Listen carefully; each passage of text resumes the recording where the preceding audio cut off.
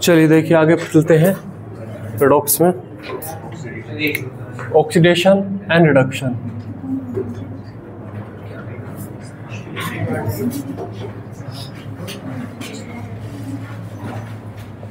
Oxidation and reduction किसको बोला जाएगा कि ऑक्सीडेशन हुआ है?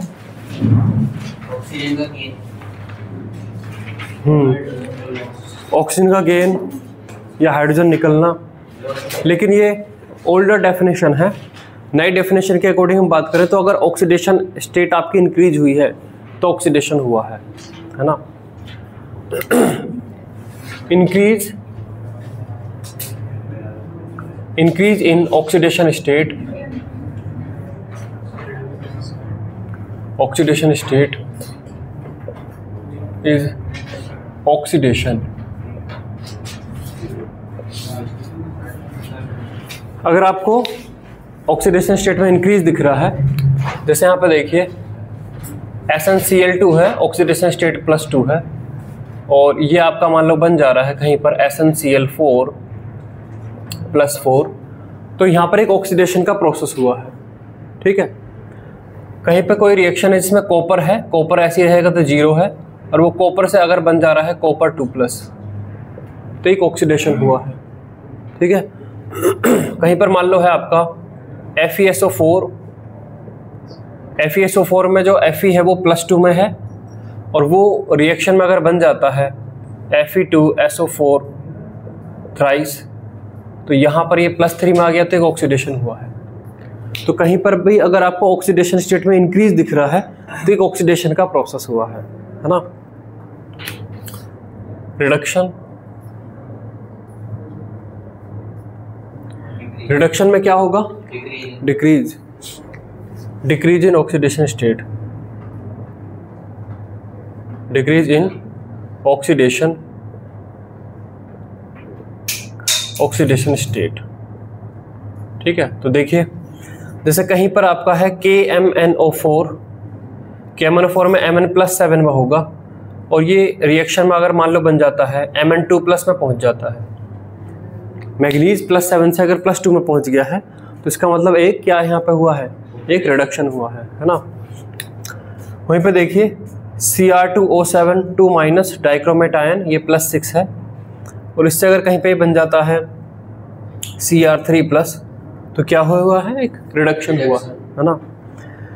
कहीं पर जिंक है, जिंक आपका जिंक 2+ में है, जैसे जिंक सल्फेट, और वहां से ये बन जाता है जिंक, तो क्या हुआ है? एक रिडक्शन हुआ, ठीक है।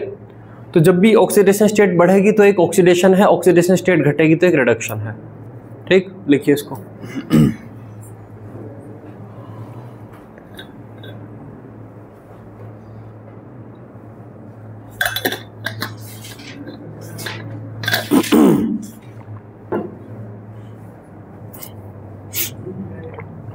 कल भाई तुम पर्चे के साथ पकड़े गए तुम?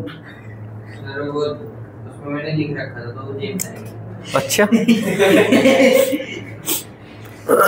जितने साल तुम्हारी उम्र है उतने साल से तुम्हें पढ़ा रहा हूँ। हाँ, शेम शेम पप्पी शेम। फर्रा बना के लाए हैं, क्वेश्चन लिख रखा है, उसके आंसर लिख रखे हैं। ऐसा कोई पर्चा होता होगा भला? हाँ, मतलब यहाँ पे चीट करके क्या हो जाएगा भाई? ये बोर्ड का एग्जाम थोड़ा ना चल रहा है, यहाँ पे तो कंपटीशन है भाई। हाँ,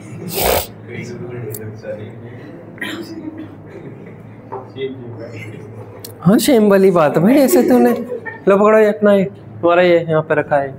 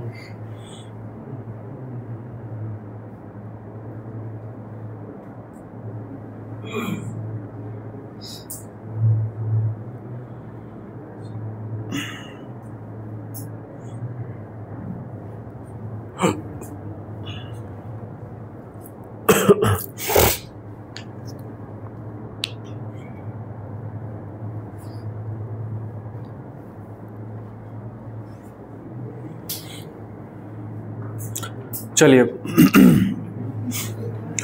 अच्छा ये बताइए कि अगर कहीं पर ऑक्सीडेशन हो रहा है, ऑक्सीडेशन स्टेट इंक्रीज हो रही है, तो क्या अकेला ये प्रोसेस हो सकता है कि केवल ऑक्सीडेशन हो जाए? क्यों?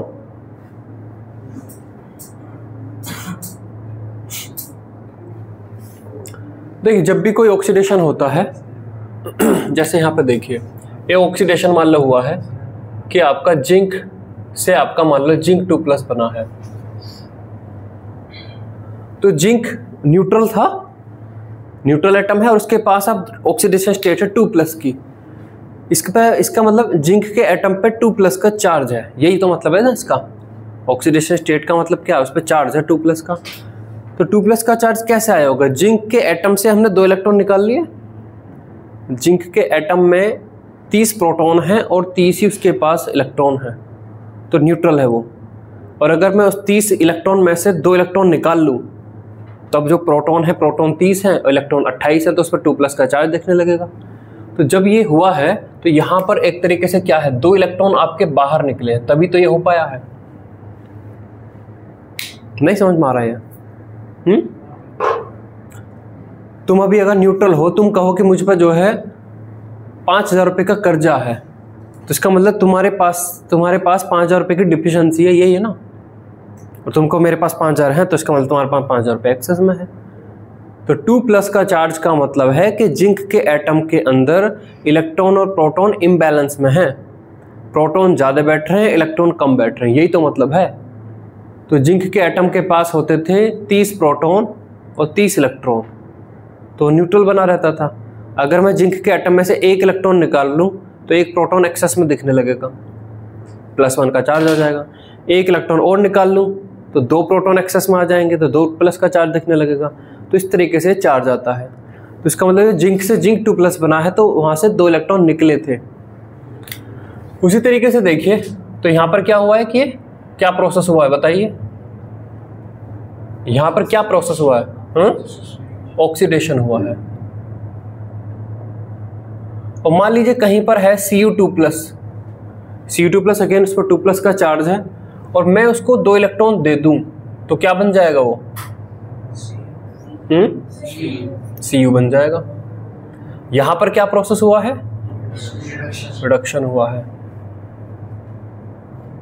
अब मेरा क्वेश्चन है कि क्या इंडिपेंडेंट ऑक्सीडेशन हो सकता है?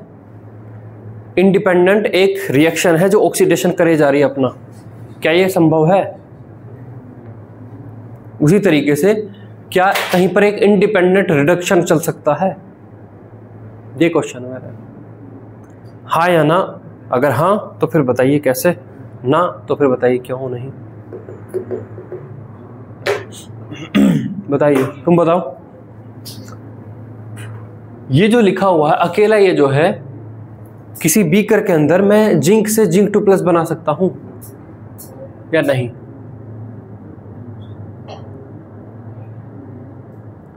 अच्छा सोचिए कि जिंक से जिंक 2+ बन रहा है, तो साथ में इलेक्ट्रॉन भी निकल रहे हैं। उन इलेक्ट्रॉन का क्या होगा? इलेक्ट्रॉन निकलते चल जाएंगे, थोड़ी देर में इतने इलेक्ट्रॉन हो जाएंगे, चम्मच से उठा के इलेक्ट्रॉन उठा लिया आपने, कि देखो चम्मच में इलेक्ट्रॉन ऐसा हो जाएगा।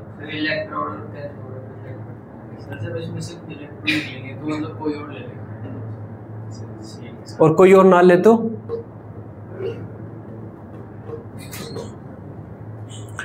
देखिए एक रिडक्शन और ऑक्सीडेशन 2 पलड़े वाली तराजू की तरह से है। तराजू होती है जिसमें एक पलड़े में हम वेट रखते हैं और एक में हम क्या रखते हैं, जो सामान तोलना है। अगर 2 पलड़ों में से एक पलड़ा हटा दें तो आप सामान नहीं तोल पाओगे, क्योंकि आपके पास रेफरेंस नहीं रहेगा कौन किससे भारी। ऐसी तो चलती है ना तराजू। तो रिडक्शन ऑक्सीडेशन भी उसी तरीके से है। अगर यहाँ पर ऑक्सीडेशन हो रहा है तो इसमें इलेक्ट्रॉन निकल रहे हैं, अगर कोई उन इलेक्ट्रॉन को लेने वाली चीज़ नहीं है तो ये प्रोसेस यहीं रुक जाएगा। इसी तरीके से रिडक्शन जो हो रहा है, इस रिडक्शन में इलेक्ट्रॉन चाहिए। इस रिडक्शन को करने के लिए क्या चाहिए? इलेक्ट्रॉन चाहिए। और अगर कोई इसे इलेक्ट्रॉन नहीं दे रहा तो फिर ये भी रुक जाएगा। तो जब भी एक ऑक्सीडेशन होता है, रिडक्शन होता है, वे दोनों साथ में ही चलते हैं। ऑक्सीडेशन में इलेक्ट्रॉन निकलते हैं और वही इलेक्ट्रॉन फिर क्या हो जाते हैं, रिडक्शन को मिल जाते हैं। तो ये दोनों प्रोसेस साथ में चलते हैं।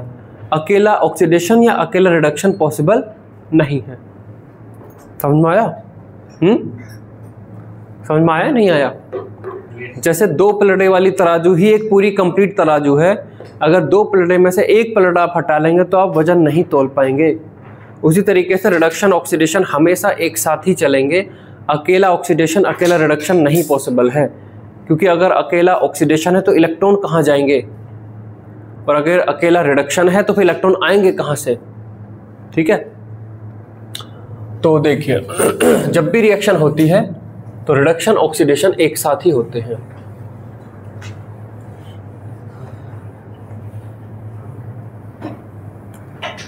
तो हम यहां पे बात करेंगे टाइप ऑफ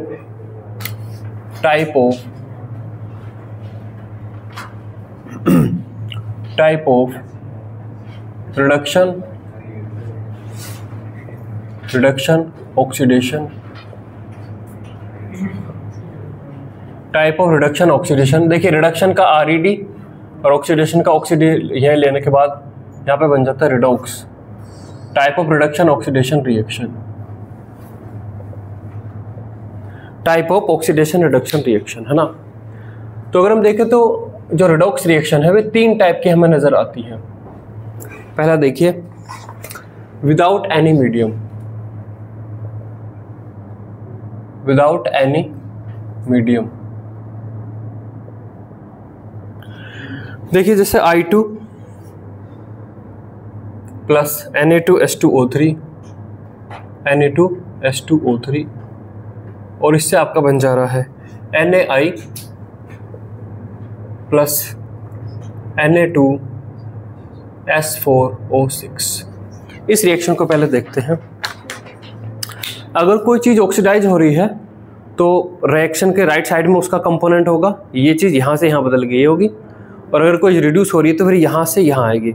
मतलब अगर हम एक बेसिक रिएक्शन देखें तो रिएक्शन के लेफ्ट साइड में 2 चीज़ें होंगी और वही 2 चीज़ें फिर कन्वर्ट होगी तो रिएक्शन के राइट साइड में भी 2 चीज़ें होंगी। तो एक मिनिमम रिएक्शन में आपको ये 4 चीज़ें दिखाई पड़ेंगी। ठीक है, जैसे यहाँ पे लिखा हुआ है, तो यहाँ पर देखिए I2 में बताइए I की ऑक्सीडेशन स्टेट क्या है।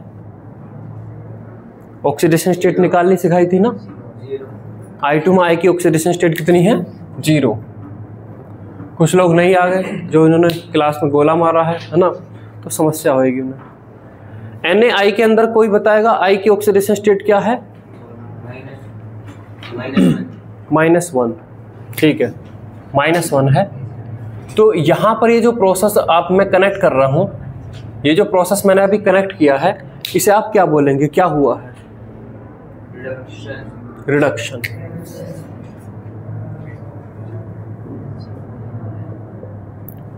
Na2H2O3 में कोई बताएगा सल्फर की ऑक्सीडेशन स्टेट क्या है? Na2H2O3 में निकाल के बताइए, निकाल लीजिए आराम से। Na2H2O3 में सल्फर की ऑक्सीडेशन स्टेट बताइए।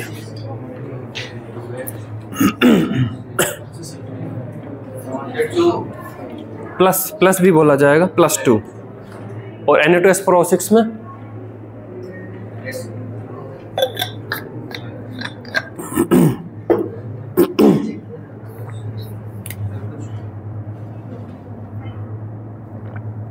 Average oxidation state +2.5। तो चलिए बताइए Na2H2O3 से जब ये बना है तो क्या हुआ है? ऑक्सीडेशन हुआ है ना। ये होते हैं लोग जैसे LIC एजेंट होते हैं। तो कोई आदमी अगर कहता है कि मैं LIC एजेंट हूँ, वो आपसे मिलता है तो वो क्या करता है, वो आपका बीमा कर देता है ना, बीमा एजेंट है वो खुद LIC एजेंट है लेकिन उसने बीमा किया है आपका, है ना। यहाँ पर ये जो रिडक्शन का प्रोसेस हुआ है, ये किसकी वजह से हुआ है?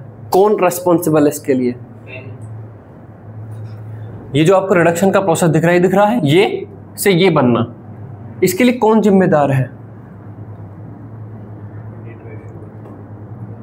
कोई तो होगा ना, किसकी वजह से हुआ है? Na2H2O3। इसके रिएक्शन के लेफ्ट साइड में 2 ही तो चीजें, ये है और ये है। अगर इसके साथ कुछ हुआ है तो इसके लिए रेस्पॉन्सिबल ये है। इसका क्या हुआ है? रिडक्शन हुआ है, तो हम इसको क्या बोल सकते हैं? कि ये रिड्यूसिंग एजेंट है, रिडक्शन कर देता है। जैसे बीमा एजेंट होता है, बीमा कर देता है वो, जैसे उससे मिलोगे तुरंत तुम्हारा बीमा कर देगा। तो जैसे बीमा एजेंट बीमा कर देता है, ऐसे रिड्यूसिंग एजेंट किसी का रिडक्शन कर देगा। तो इस सब्सटेंस को क्या बोला जाएगा? Reducing agent. रिड्यूसिंग एजेंट, चलिए रिड्यूसिंग एजेंट हो गया। अब अगर मैं यहाँ पे बात करूँ Na2H2O3 से Na2H4O6 बना है, ये क्या हुआ? ऑक्सीडेशन हुआ है। तो इसके लिए कौन जिम्मेदार है? I2। तो हम ये कह सकते हैं कि I2 ने इसका ऑक्सीडेशन किया है। तो I2 इस रिएक्शन का क्या हो जाएगा? Oxidising agent. ऑक्सीडाइजिंग एजेंट है ना, ठीक है। तो इस तरीके से रिएक्शन होती है। ये मिनिमम बेसिक रिएक्शन है। एक रिएक्शन होगी जिसमें ऑक्सीडेशन हुआ होगा, रिडक्शन हुआ होगा, ठीक है। और उन वहाँ पे जो दो चीज़ें होंगी उनमें एक चीज़ ऑक्सीडाइजिंग एजेंट और दूसरी होगी रिड्यूसिंग एजेंट। ये सबसे फंडामेंटल रिएक्शन है। अगला देखिए, कई बार ये जो रिडक्शन ऑक्सीडेशन प्रोसेस है इनमें कुछ मीडियम भी होता है। जैसे देखिए एसिडिक मीडियम, जैसे देखिए एसिडिक मीडियम, एसिडिक मीडियम है ना। जैसे यहाँ पे देखिए FeSO4 plus KMnO4 plus H2SO4, इससे आपका बन जा रहा है Fe2SO4 whole thrice plus MnSO4 plus K2SO4 plus H2O, ठीक है। ये यहाँ पे देखिए FeSO4 के अंदर Fe की ऑक्सीडेशन स्टेट कितनी है? +2 है। और जब वो फेरिक सल्फेट बनता है, देखिए चार्ज इस पर +3 होगा तभी ये इधर आ गया, सल्फेट का चार्ज इधर आ गया, दोनों चार्ज ऐसे आ जाते हैं। तो यहाँ पर ऑक्सीडेशन स्टेट है आपकी +3। तो यहाँ पर क्या हुआ है? ये बताइए क्या हुआ है? एक यहाँ पर हुआ है ऑक्सीडेशन, है ना। यहाँ पर KMnO4 में ये +7 है, यहाँ पर क्या हो गया? ये +2 हो गया। तो बताइए यहाँ पर ये क्या हुआ है?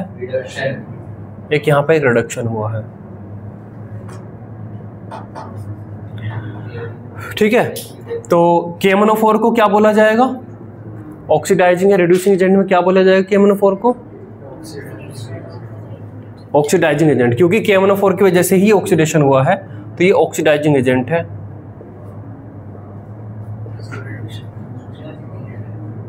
और रिड्यूसिंग एजेंट कौन होगा? FeSO4 आपका रिड्यूसिंग एजेंट है, रिड्यूसिंग एजेंट है। H2SO4 यहाँ पर क्या है? क्या H2SO4 का कोई ऑक्सीडेशन हो रहा है या रिडक्शन हो रहा है? नहीं, कुछ भी नहीं हो रहा उसका, है ना। तो H2SO4 यहाँ पर क्या है? H2SO4 यहाँ पर रिएक्शन का मीडियम है बस, है ना। H2SO4 का ना ऑक्सीडेशन हो रहा है ना रिडक्शन हो रहा है, तो H2SO4 रिएक्शन का मीडियम है। और H2SO4 क्या है? एक एसिड है। तो ऐसी रिएक्शंस को बोला जाएगा कि ये जो रिडॉक्स रिएक्शन ये एसिडिक मीडियम में हो रही है, ठीक है। H2SO4 का तो ऑक्सीडेशन नहीं हो रहा, कहाँ हो रहा है? सर H2 हट जाएगा। हाँ तो फिर उसे ऑक्सीडेशन कहते हैं। H2 हट जाएगा, हट कहाँ गया? सर H2SO4 में से H2 हट गया तो K2SO4 बन गया। इसीलिए तो मैंने वो H2 हटना ये सब नहीं पढ़ाई ना। मैंने H2 हट गया तो ये हो गया, O2 लग गया तो ये बोल गया। मैंने इसीलिए पढ़ाई कि ऑक्सीडेशन स्टेट में बदलाव हो रहा है तो ही चेंज है। ऑक्सीडेशन स्टेट में कोई बदलाव हो रहा है क्या? H की ऑक्सीडेशन स्टेट में बदलाव हो रहा है? सल्फर, ऑक्सीजन नहीं, तो कुछ नहीं हो रहा, ठीक है। उसी तरीके से तीसरी टाइप की रिएक्शन है बेसिक मीडियम। बेसिक मीडियम, तो देखिए यहाँ पर जैसे रिएक्शन हमारे पास है H2O2 plus Cl2O7, H2O2 plus Cl2O7 plus आपका NaOH, NaOH gives NaClO2, NaClO2 plus आपका O2 और प्लस आपका H2O, ठीक है। तो इस रिएक्शन में भी क्या है? ये एक रिडॉक्स रिएक्शन है और यहाँ पर NaOH क्या है? एक मीडियम है ना। तो ये बेसिकली यहाँ पर क्या है? एसिडिक मीडियम है, एसिडिक मीडियम। और ये यहाँ पर क्या है? Basic medium. Basic medium. ठीक है, तो जो रेडॉक्स रिएक्शन है वो फंडामेंटली देखें तो 3 टाइप की हैं, बिना मीडियम के सबसे बेसिक है, उसके बाद एसिडिक मीडियम के साथ, और उसके बाद बेसिक मीडियम के साथ। ठीक है, ये लिखिए।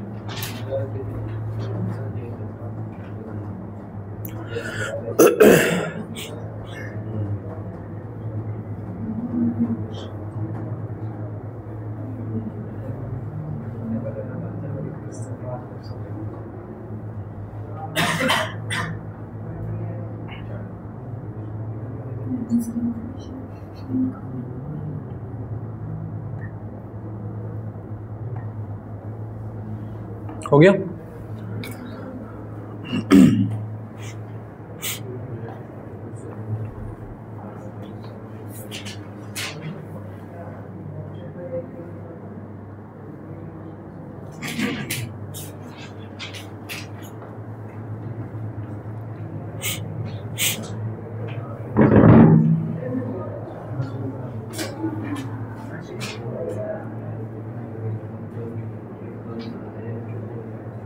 Done.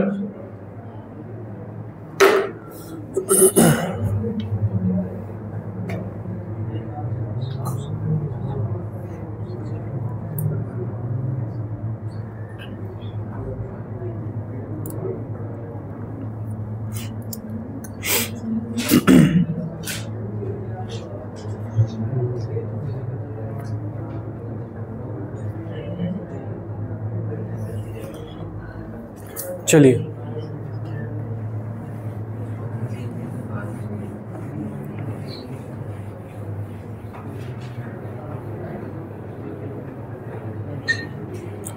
Balancing of redox reaction.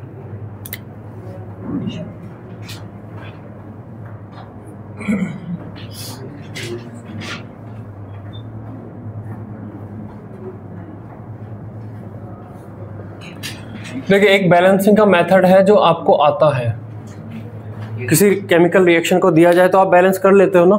Yes उस मेथड का क्या नाम है? हिट एंड ट्रायल मेथड बोलते हैं, या फिर वो बेसिकली है एटम बैलेंसिंग मेथड, है ना। वो मेथड है एटम बैलेंसिंग मेथड।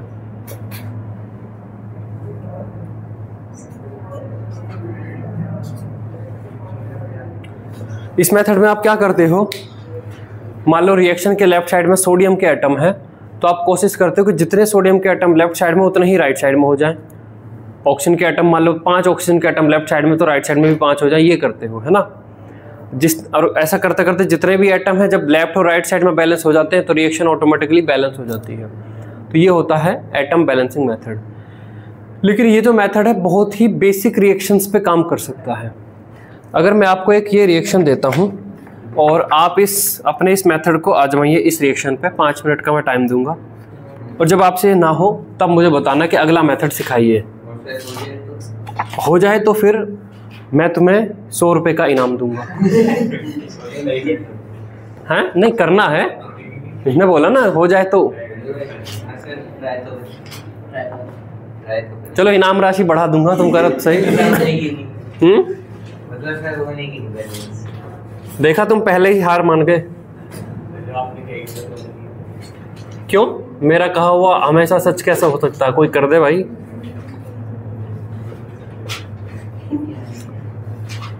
ध्यान रखिए ये मेथड हमेशा काम करता है। तो बस इसकी ये है कि कितनी बड़ी बस ये है कि समय कितना लग रहा है, काम तो करेगा ही। लेफ्ट साइड में जितने एटम राइट साइड में उतने एटम है तो रिएक्शन बैलेंस है, लेकिन कितना टाइम लगता है ये है इसकी समस्या है।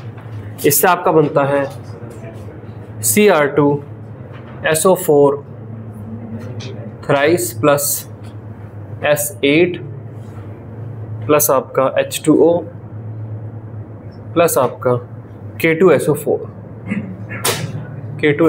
ठीक है। आपको एटम बैलेंसिंग मेथड पहले से ही आता है, क्लास 9-10 से ही आता है। लेकिन मैं ये कह रहा हूँ कि ये जो मेथड है क्लास 11th के हिसाब से थोड़ा सा इमेच्योर हो गया, मतलब कि छोटा है, मतलब ये काम नहीं कर पाया, हमारे लिए यूजफुल नहीं है, है ना। आप इस पर कोशिश करिए, 5 मिनट का टाइम है, और जब आपको लगे कि यस अब कुछ नया मेथड सीखने की ज़रूरत है तब मैं आपको नया मेथड सिखाऊंगा। उस नए मेथड से आप इस रिएक्शन को 1 से 2 मिनट में कर दोगे। ठीक है, कोशिश करिए पहले इसको।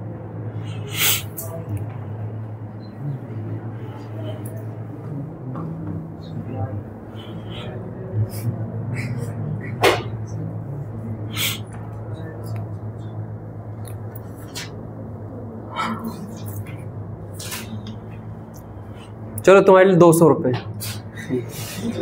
200 रुपये मिलेंगे 5 मिनट में अगर कर दिया तो। अभी टाइम हो रहा है 5:22।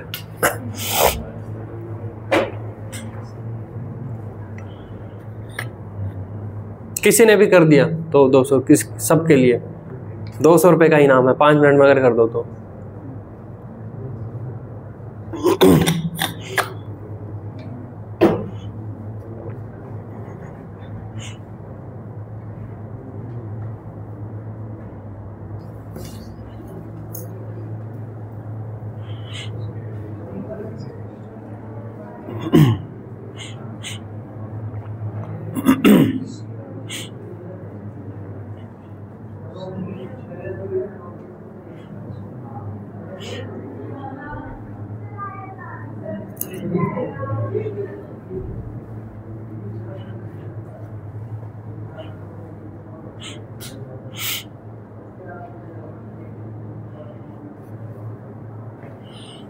रहने दो 200 रुपये। 1 लाख रुपए क्लिक करोगे? 1 लाख रुपए क्लिक कर दो चलो। 200 रुपये कम लग रहे हैं तो 500 रुपये क्लिक कर लो।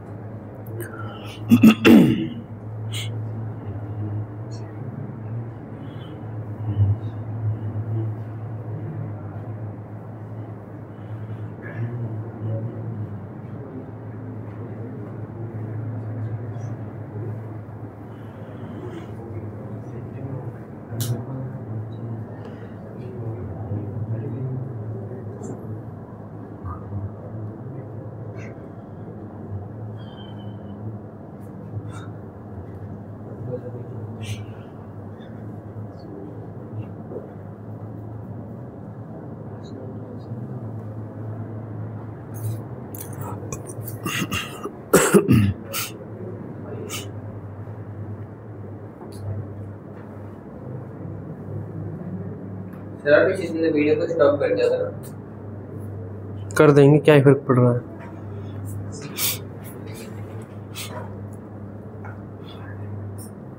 थोड़ा सा तुम 2 इंच इधर बैठो, थोड़ी सी यहाँ पे जगह कम हो रही है, निकलने पे समस्या हो रही है।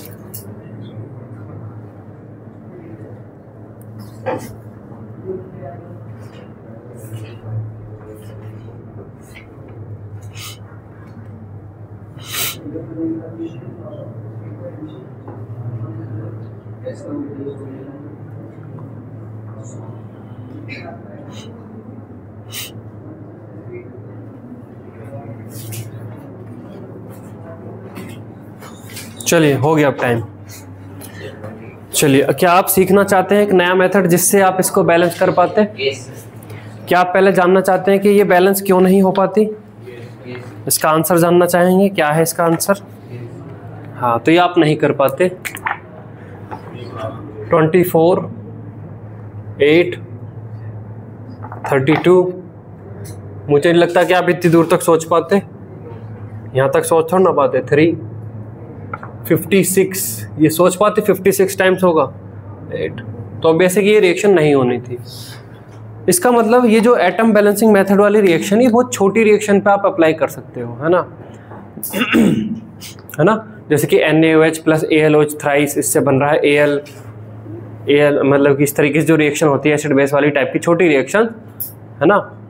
इस टाइप की रिएक्शंस पे आप यूज कर सकते हो। बड़ी कोई रिएक्शन अगर है तो एटम बैलेंसिंग मेथड वहाँ पे काम नहीं कर पाएगा। मतलब हो सकता है कि 1 घंटे में भी आप इसे बैलेंस ना कर पाओ, है ना? बार बार कुछ ना कुछ एटम छूट जाएगा। तो आप देख रहे हो ये सब वैल्यूज 56 आ रहा है ना, 32 आ रहा है, तो ऑब्वियसली बैलेंस नहीं होगा। तो हम वो प्रॉपर मेथड सीखेंगे जिससे हम इस रिएक्शन को 1 मिनट में या ज़्यादा 2 मिनट में हम इसे बैलेंस कर लेते हैं। उसका नाम है द हाफ रिएक्शन और आयन इलेक्ट्रॉन मेथड। तो ये जो सेकंड मेथड है द हाफ रिएक्शन,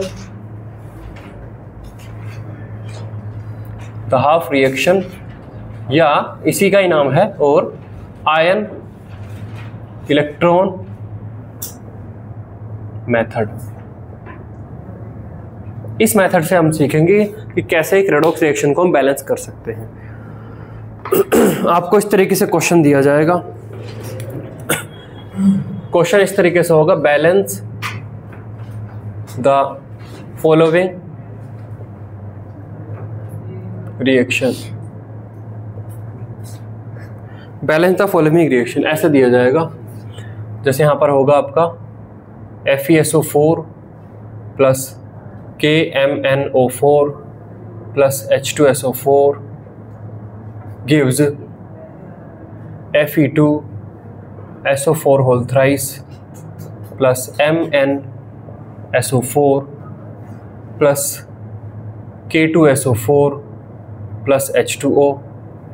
या तो इस तरीके से वो आपको कंप्लीट रिएक्शन लिख के देगा, है ना, आपको बैलेंस करनी है, या वो आपको ऐसा देगा Fe2 plus plus MnO4 minus, potassium ion को हटा दिया तो इस पर चार्ज आ गया, आगे आपका Fe3 प्लस प्लस आपका Mn2 प्लस, और मीडियम क्योंकि यहाँ पे उसने वो चीज़ हटाई दी तो ऑब्वियसली कि मीडियम बताना पड़ेगा, तो वो ऐसे आपको ब्रैकेट में लिख कर दे देगा।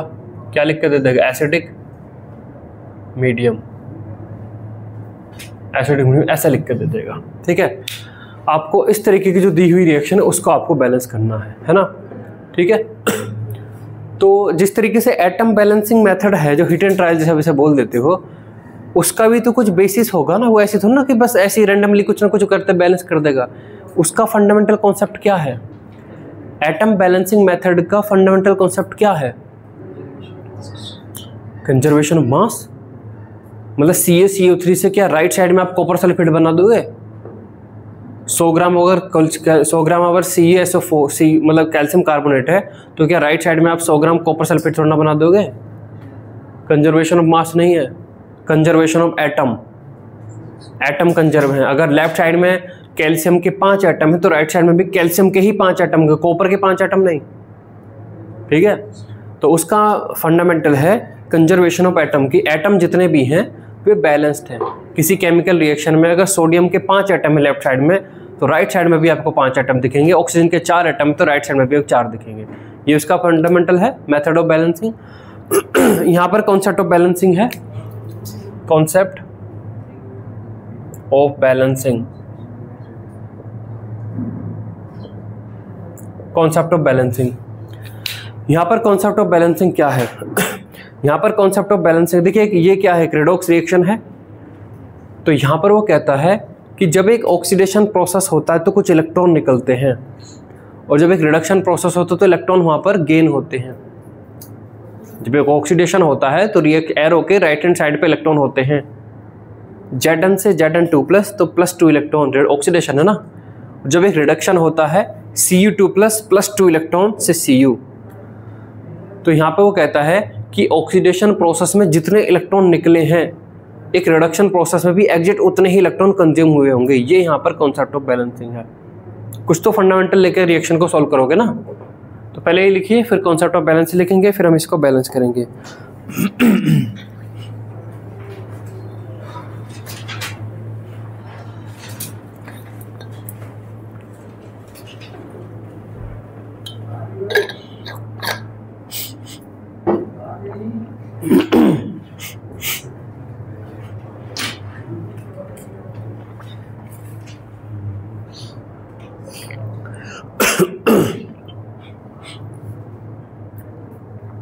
खाने चल रहा है।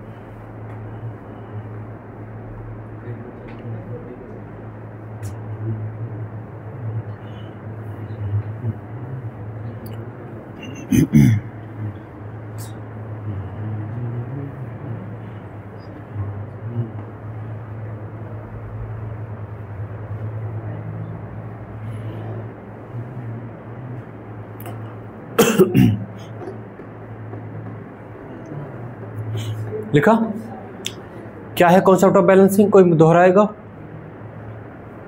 अभी जो कॉन्सेप्ट ऑफ बैलेंसिंग बताया, क्या बताया मैंने उसमें, बताइए। अभी मैंने बताया ना इसमें कॉन्सेप्ट ऑफ बैलेंसिंग क्या है, तो क्या बोला मैंने, हैं? क्या बताया? हाँ मुझे बताओ ना, उसको नहीं बताओ, मुझे बताओ। ऑक्सीडेशन में जितने इलेक्ट्रॉन निकलेंगे रिडक्शन में भी उतने ही इलेक्ट्रॉन गेन हो जाएंगे, यही कॉन्सेप्ट ऑफ बैलेंसिंग है। तो लिखिए इसमें number of electron lost number of electron lost in an oxidation process, number of electron lost in an oxidation process will be equal to the number of electron gained will be equal to the number of electron gained in reduction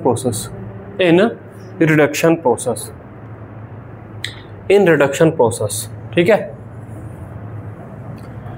तो अब ये step by step method है, जो हम पहली बार इसे सीखेंगे तो हमें टाइम लगेगा, 10-15 मिनट हमें लगेंगे इसको सीखने में।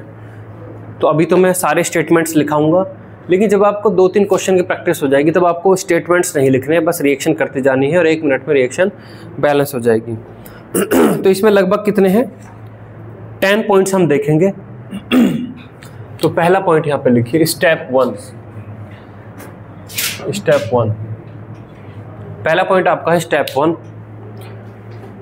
स्टेप 1 में वो क्या कहता है, ये जो रिएक्शन आपको दिख रही है, इस रिएक्शन में जितने भी एटम आपको दिख रहे हैं उन सब की ऑक्सीडेशन स्टेट उन एटम के ऊपर लिख दो, ठीक है। तो लिखिए, write down the oxidation state of all atoms,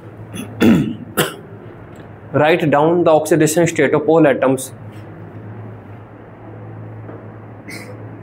in the redox reaction in the redox reaction in the redox reaction in the redox reaction। पिछली क्लास में ऑक्सीडेशन स्टेट निकालना सिखाया था, जिन लोगों ने नहीं सीखा है वो नोट्स पहले करिए और फिर जो भी आए थे उनसे सीखिए, आसान सा प्रोसेस है, ठीक है। तो देखिए, कोई बताएगा Fe की ऑक्सीडेशन स्टेट क्या है जो आए हुए थे? अगर FeSO4 है, अगर सल्फेट आयन पर 2- का चार्ज है तो ऑटोमेटिकली Fe पर कितना चार्ज रहा होगा, +2। ये +2 है। सल्फेट आयन के अंदर प्लस का 6, यहाँ पर आपका -2। हाँ, एक काम इसमें करिएगा, जब आप ये ऑक्सीडेशन स्टेट लिखेंगे तो ऑब्वियसली इतनी जगह नहीं होगी कि आप उन्हें लिख पाए, तो थोड़ा सा इस रिएक्शन को खोल खोल के लिखिए। FeSO4, थोड़ा सा मैंने खोल के लिख दिया, प्लस KMnO4 प्लस H2SO4, फिर आपका बन रहा है Fe2SO4 thrice plus MnSO4 plus K2SO4 plus H2O। थोड़ा मैंने स्पेस दे के लिखा है। तो Fe की ऑक्सीडेशन स्टेट होती है +2। सल्फेट आयन के अंदर अगर आपको निकालनी है सल्फर की, तो आप कैसे मानो, आप इसे ऐसा मानो कि जैसे कि SO4 2- के अंदर सल्फर की ऑक्सीडेशन स्टेट निकाल रहे हो, ऑक्सीजन की -2 होगी तो सल्फर की आ जाएगी आपकी +6। आप करके देख लीजिएगा, ये एक्टिविटी मैं करा चुका हूँ। ऑक्सीडेशन स्टेट निकालना फंडामेंटल रिक्वायरमेंट है, आपको ऑक्सीडेशन स्टेट निकालनी आनी चाहिए, वो सीख चुके हैं। पोटेशियम की कितनी होगी कोई बताएगा? +1, क्योंकि एल्कली मेटल है। Mn की कितनी होगी यहाँ पर? +7, बहुत बढ़िया। O की -2, H2SO4 के अंदर H की +1, सल्फर की +6, यहाँ पर -2। Fe2SO4 थ्राइस कैसे बना है ये पता है? Fe3+ था, SO4 2- था। जब ये दोनों आयन कंबाइंड होंगे तो ये आपका इधर आ जाता है और ये आपका इधर आ जाता है। ये एक्टिविटी करी होगी 9th-10th में, ये किया है। 2 आयन मिलके कैसे एक सोल्ट बनाते हैं, उसका चार्ज इधर आ जाएगा, उसका चार्ज इधर आ जाएगा। हाँ, तो Fe पर कितनी है ऑक्सीडेशन स्टेट, कितनी है Fe की? +3। सल्फर की प्लस के 6, ऑक्सीजन की माइनस के 2। MnSO4 में Mn की बताइए, अरे +2, सल्फर की प्लस 6 माइनस के 2, यहाँ पर प्लस के 1, यहाँ पर प्लस के 6, यहाँ पर माइनस के 2, प्लस के 1 और माइनस के 2। सबसे पहला काम आपको ये करना है। पहली बार करोगे तो टाइम लग सकता है, फिर आपको बहुत सारी चीज़ों में कई बार सल्फेट आयन आएगा, तो सल्फेट आयन में जब आपको एक बार याद हो गया कि सल्फर की प्लस 6 ऑक्सीजन की माइनस 2, तो बार बार कैलकुलेट नहीं करना है, आप डायरेक्ट लिखोगे। पहला काम तो ये करना है, लिखिए इसको।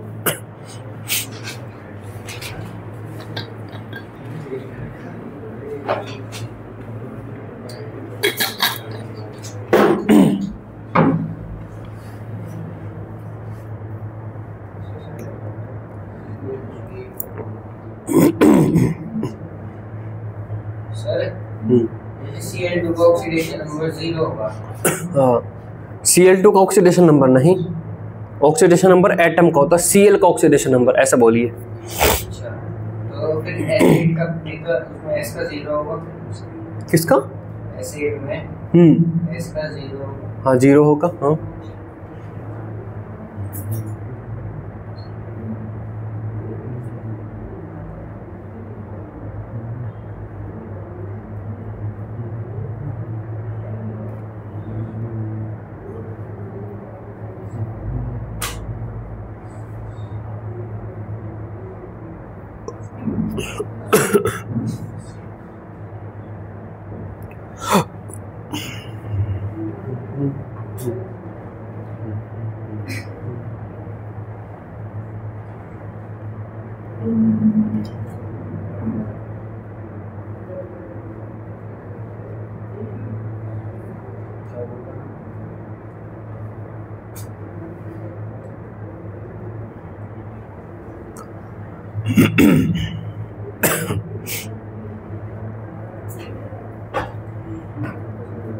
लिखा।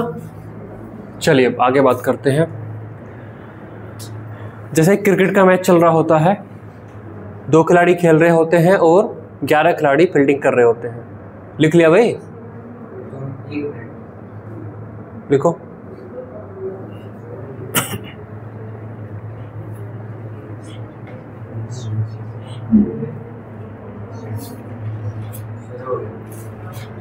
दोबारा से फिर डायलॉग बोलना पड़ेगा। यही तो क्रिकेट का खेल चल रहा होता है, तो 2 खिलाड़ी खेल रहे होते हैं और 11 खिलाड़ी फील्डिंग कर रहे होते हैं। वो जो बहुत सारे लोग, हजारों लोग बैठकर देख रहे होते हैं, उन्हें क्या बोलते हैं? दर्शक, है ना। दर्शक हैं वे। अगर वे दर्शक वहां से चले जाएं तो क्या जो क्रिकेट का मैच खेला जा रहा है उसे मतलब इलीगल या गलत मैच है, हमने तो देखा ही नहीं, ऐसा घोषित कर देंगे क्या? फिर भी वो माना जाएगा, फिर भी वो रिकॉर्ड में दर्ज होएगा, हर जगह पे होएगा, लीगल एक मैच हुआ है।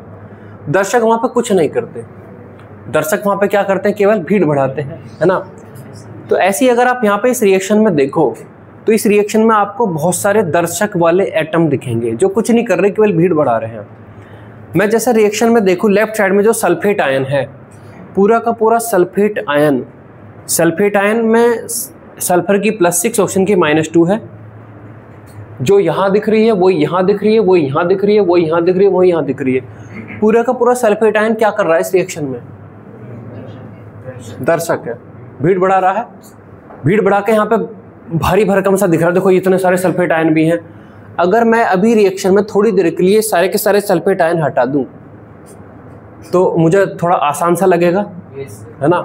चलिए, तो यहाँ पर वो कहता क्या है कि जो भी कोई रेडॉक्स रिएक्शन है उसमें कई सारे ऐसे आयन होंगे, है ना, जो कि एक तरीके से स्पेक्टेटर आयन होंगे, दर्शक आयन होंगे। हम अभी थोड़ी देर के लिए उन दर्शक आयन को हटा देंगे और दर्शक आयन जब हट जाएंगे तो आपके पास स्केलेटन रिएक्शन आएगी, है ना। जैसे शरीर होता है ढांचा हड्डियों का, ऐसी वाली रिएक्शन आ जाएगी। उस रिएक्शन पे अब हम काम करेंगे, समझ गए। तो लिखिए remove Spectator ions, remove Spectator ions and write down skeleton, skeleton skeleton reaction।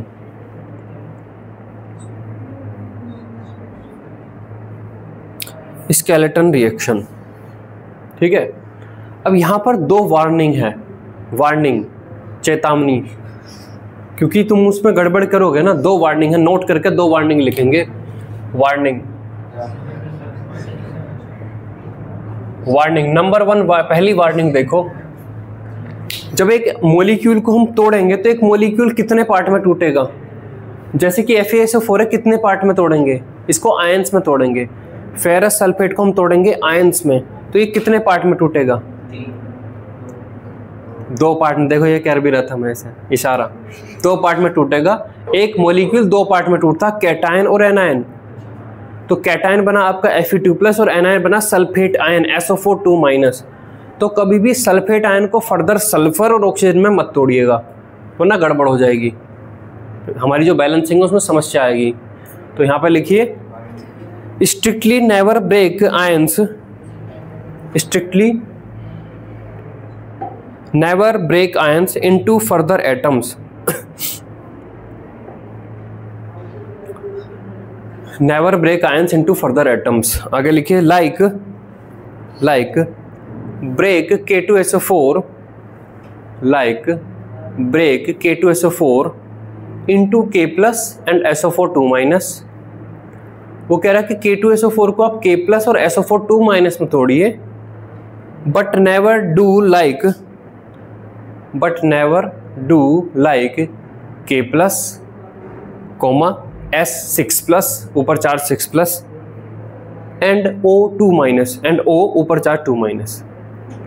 ठीक है, तो वो यहाँ पर कहता है कि मान लो आप K2SO4 को जान रहे हैं, तो K2SO4 2 पार्ट में टूटेगा, K+ और SO4 ये अगर स्पेक्ट्रेट आयन है तो आप हटा दीजिए, ये अगर स्पेक्ट्रेट आयन है तो हटा दीजिए। कभी भी इसको ऐसा मत कीजिएगा कि K+ अलग तोड़ दिया, सल्फर +6 अलग तोड़ दिया, ऑक्सीजन 2- अलग तोड़ दिया, ये काम नहीं करना हमें। आयन में तोड़ना है, आयन को फर्दर एटम में नहीं तोड़ना है, समझ गए। इसको ऐसा तोड़ना अलाव है, इसको ऐसा तोड़ना अलाव नहीं है। बहुत सारे बच्चे ऐसा करेंगे, समझ गए। हाँ, तो पहली वार्निंग ये है। दूसरी वार्निंग है, कुछ मॉलिक्यूल्स हैं जिनमें हाइड्रोजन आपको दिखेगा, कुछ मॉलिक्यूल में हाइड्रोजन है, तो वे लास्ट के स्टेप में हाइड्रोजन की बैलेंसिंग में यहाँ पे हेल्प करते हैं, उनको आप आयन में मत तोड़िएगा। जैसे मैच के मैदान में एक रेफरी भी खड़ा होगा, अब ऐसा मत कहिएगा रेफरी को, चल तू बेटा तू निकल ले यहाँ से, तू ना तो खेल रहा, ना तो फील्डिंग कर रहा, ना तू बैटिंग कर रहा, तू क्या कर रहा है यहाँ पे। रेफरी को वहाँ से नहीं भगाना है। रेफरी कहेगा भाई साहब मैं ही तो बता रहा हूँ मैच सही चला नहीं चला, नहीं तू कुछ नहीं कर रहा, रेफरी को वहाँ पर रहने देना। तो हाइड्रोजन एटम अगर वाला कोई मॉलिक्यूल है तो उसको फर्दर आयन में नहीं तोड़िएगा, उससे फिर समस्या आ जाती है। तो लिखिए इसमें do not break some molecule do not break some molecule like H2O, like H2O, H2O2, H2S, H2O, H2O2, H2S, NH3, PH3, HCl, HI। ठीक है, फुल स्टॉप। अगर आपको ये इस तरीके के मॉलिक्यूल दिख रहे हैं, इनको आप H+I- में मत तोड़ेगा। अगर कहीं पे लिखा है H2O2 तो इसे H2O2 ही रहने दो। जो ये मॉलिक्यूल लिखे इन पे आप तोड़ा ताड़ी मत कीजिएगा। हाँ, जिनमें हाइड्रोजन आपको दिख रहा है उन्हें तोड़ा ताड़ी नहीं कीजिएगा, स्ट्रिक्टली इन्हें छोड़ दीजिएगा। चलिए अब ये कि फेरस सल्फेट को आप किस में तोड़ोगे, फेरस सल्फेट को आप किस में तोड़ोगे, Fe2+ और सल्फेट SO4 क्या Fe2+ की ऑक्सीडेशन स्टेट चेंज हो रही है रिएक्शन में? क्या Fe की ऑक्सीडेशन चेंज हो रही है? तो क्या आप Fe को हटाना चाहोगे? नहीं। क्या सल्फेट आयन में किसी की चेंज हो रही है? नहीं। तो पूरा का पूरा सल्फेट आयन स्पेक्ट्रेट आयन है, तो हम जहां पर भी रिएक्शन में सल्फेट आयन है हम उसको हटा दें, तो आपका ये क्या बन जाएगा, आपका क्या बन जाएगा, Fe2+ बन जाएगा। चलिए प्लस आगे चलें। KMnO4 को कैसे तोड़ोगे? KMnO4 को 2 पार्ट में क्या तोड़ोगे? अरे K+ और MnO4-। तो क्या पोटेशियम की ऑक्सीडेशन स्टेट चेंज हो रही है? क्या चेंज हो रही है? No sir. तो क्या हमें K को हटा देना चाहिए? यस। क्या MnO4- के अंदर किसी की ऑक्सीडेशन स्टेट चेंज हो रही है? Yes sir. तो क्या उसे हटा देना चाहिए? नहीं। तो हमारा K+ हट जाएगा, बचेगा क्या, MnO4 और उस पर चार्ज माइनस। ठीक है, ऑक्सीडेशन स्टेट +7 की। H2SO4 को कैसे तोड़ोगे? H2SO4 को कैसे तोड़ोगे? और तो क्या H की ऑक्सीडेशन स्टेट चेंज हो रही है? क्या सल्फेट आयन की चेंज हो रही है? हाँ, तो ये पूरा का पूरा ही हम हटा देंगे, हट गया ये। राइट साइड में चलिए, यहाँ पर Fe की चेंज हो रही थी तो Fe हम यहाँ पे लिख लेंगे Fe3+, सल्फेट आयन हट गया प्लस, और यहाँ पर Mn की चेंज हो रही है तो Mn2+ लिख लिया और सल्फेट आयन हट गया। यहाँ पर ना K की चेंज हो रही, K स्पेक्ट्रेट आयन है, ना सल्फेट आयन की चेंज हो रही, पूरा सल्फेट आयन स्पेक्ट्रेट आयन है, ना यहाँ पर H2O की चेंज हो रही ना, ये है ना, तो ये भी आपका यहाँ पर हट जाएगा। ठीक है, आपका अब ये बचा यहाँ पर, है ना। अब हम इस पे काम करेंगे। अब ये काफी कॉन्फिडेंस दे रहा है, अब तो छोटा सा बचा, अब तो मैं दबा दूंगा इस रिएक्शन को। यहाँ पे बड़ा मुश्किल सा लग रहा था, अब लग रहा भी तो वो छोटी सी, अब तो कर दूंगा इसको, ऐसे ही लग रहा है। तो अब रिएक्शन काफी छोटी हो गई है, तो स्पेक्ट्रेट आयन हटाने के बाद हमारे रिएक्शन को हैंडल करना काफी आसान है। तो अब आपकी ये रिएक्शन बन गई, इसको बोलता है कि ये स्केलेटन रिएक्शन है, यही फंडामेंटल रिएक्शन है जिस पर रिडक्शन ऑक्सीडेशन चल रहा है। ये लिखिए, ये आपकी स्केलेटन रिएक्शन है।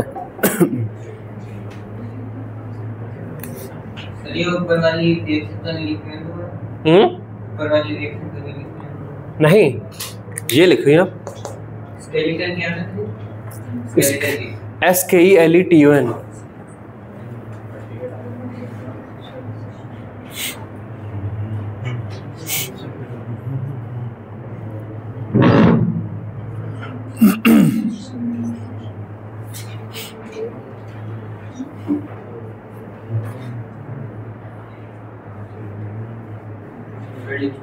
चलिए अगला स्टेप है। अब इस रिएक्शन में एक ऑक्सीडेशन हो रहा होगा, एक रिडक्शन हो रहा होगा। यहां से यहां मैं कनेक्ट करता हूं तो क्या हो रहा है? यहां से यहां कनेक्ट ऑक्सीडेशन, और यहां से यहां पे क्या हो रहा है? Reduction.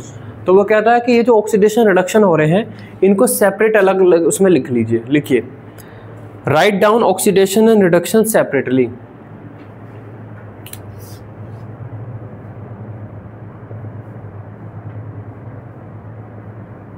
Write down oxidation and reduction separately. चलिए, तो ऑक्सीडेशन में हम क्या लिखेंगे? Fe2+, और इससे क्या बन रहा है आपका? Fe3+। रिडक्शन में हम क्या लिखेंगे? MnO4-, ऑक्सीडेशन स्टेट लिख लीजिए +7, और इससे आपका क्या बन रहा है? Mn2+। तो वो कह रहा है कि ऐसे लिख लीजिए आप, लिखिए।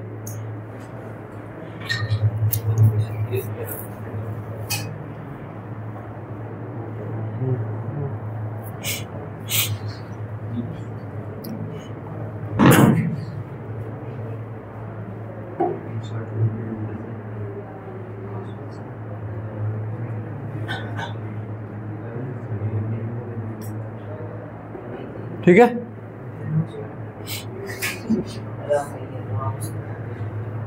अब अगला स्टेप लिखिए। अगले स्टेप में वो कहता है कि जिन एटम की ऑक्सीडेशन स्टेट चेंज हो रही है उन्हें बैलेंस कर लीजिए। यहाँ पर किसकी ऑक्सीडेशन स्टेट चेंज हो रही है? Fe की। लेफ्ट साइड में कितने Fe एटम है? और राइट साइड में? तो इसका मतलब वो बैलेंस है ना। नीचे देखिए, MnO4- में किसकी ऑक्सीडेशन स्टेट चेंज हो रही है? कितने Mn है लेफ्ट साइड में और राइट साइड में? तो ये रिएक्शन पहले से ही उस तरीके से बैलेंस्ड होकर आई है। कई बार अगर मान लो ऐसा होता, देखिए मान लो ऐसा होता Cr2O72- यहाँ पर के +6, और रिएक्शन के राइट साइड में मान लो होता आपका Cr3+, तो आप क्या करते? क्या करते सर? इधर 2 से मल्टीप्लाई करते, 2 लिख लेते, है ना। हाँ, तो ये काम हमसे कह रहा था कि ये काम आपको करना है, लेकिन हमारी रिएक्शन पहले से ही एटम से बैलेंस है, तो ये हमारा हो गया है ना। लेकिन दोबारा से हम लिखेंगे, ये स्टेप लिखेंगे। लिखिए स्टेप 4, इस स्टेप को हम लिखेंगे, स्टेप को लिखेंगे। लिखिए, balance only those atoms whose oxidation state is changing. Balance only those atoms whose oxidation state is changing. Same as it is लिख लीजिए, क्योंकि हमारी रिएक्शन पहले से ही बैलेंस है। दोनों को ऐसे एज इट इज लिख लीजिए।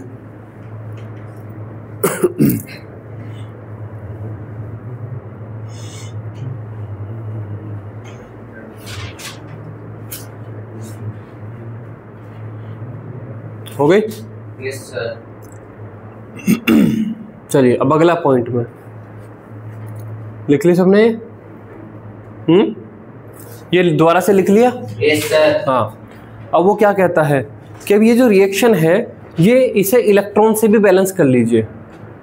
क्या मतलब है इसका? देखिए, जब Fe2+ से Fe3+ बनाओगे तो इलेक्ट्रॉन निकले होंगे। Yes sir. वो अभी हमने नहीं लिखे हुए तो उन्हें लिख लीजिए। दैट मीन्स जब Fe2+ से Fe3+ बनाओगे तो कितने इलेक्ट्रॉन निकले होंगे? एक। तो एक इलेक्ट्रॉन लिख लीजिए। यहाँ पर जब Mn+7 से +2 बनाओगे तो कितने इलेक्ट्रॉन उसने लिए होंगे? 5। तो यहाँ पर 5 लिख लीजिए। तो स्टेप 5 लिखिए। स्टेप 5 लिखिए, balance oxidation and reduction with electron. Balance oxidation and reduction with electron. दोबारा से लिखो, फिर ये लिखो। Balance oxidation and reduction with electron. तो इलेक्ट्रॉन लगाकर उसे बैलेंस कर लीजिए।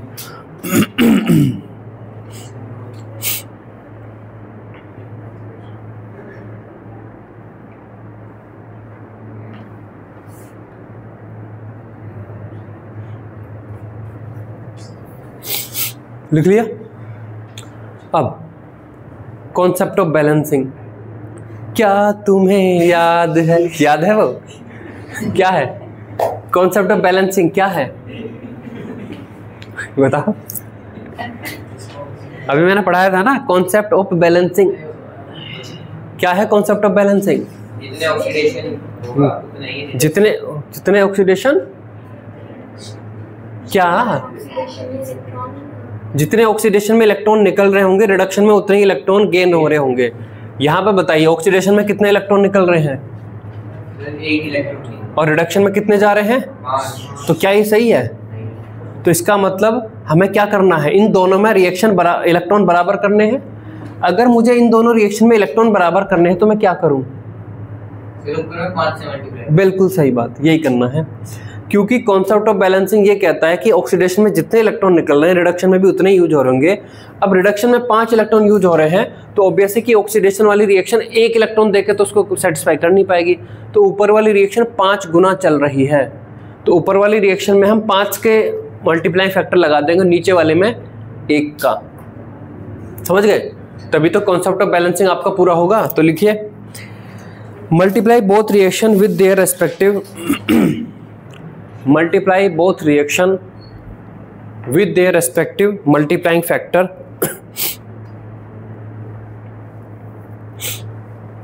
multiply both reaction with their respective multiplying factor which balance the electron which balance the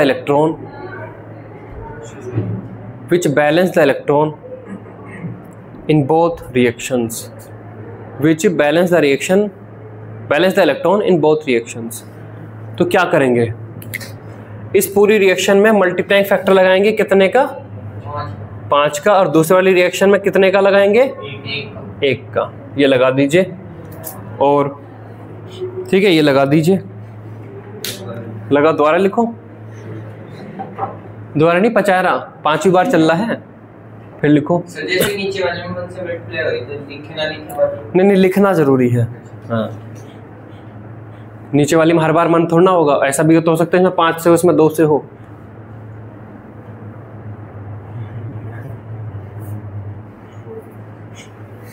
ठीक है।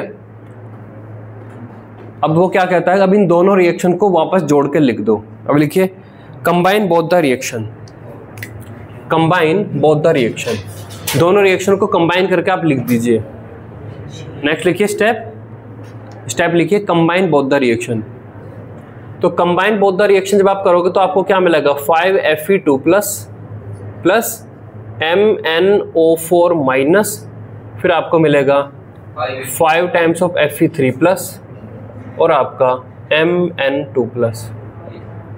वो कहता है कि आपकी जो स्केलेटन रिएक्शन है वो बैलेंस हो चुकी है ना, मैच हो गया है। अब जो है बस लोग जो थे, तो क्रिकेटर थोड़ा सा यार थोड़े से लोग भी होते तो अच्छा रहता, थोड़ा हाय हुल्ला यस कोहली कोहली ऐसा हो रहा होता। तो दर्शकों को फिर से हमें अब लिखिए यहाँ पर, now the skeleton reaction is balanced,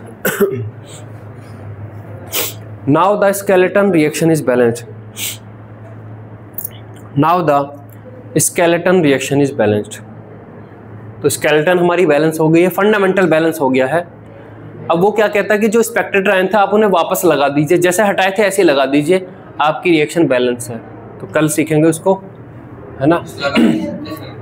तुम लगा पा रहे लगा लो, अगर स्पेक्टेटर आयन जैसे हटाए थे ऐसे ही लगाने हैं, बैलेंस हो गई।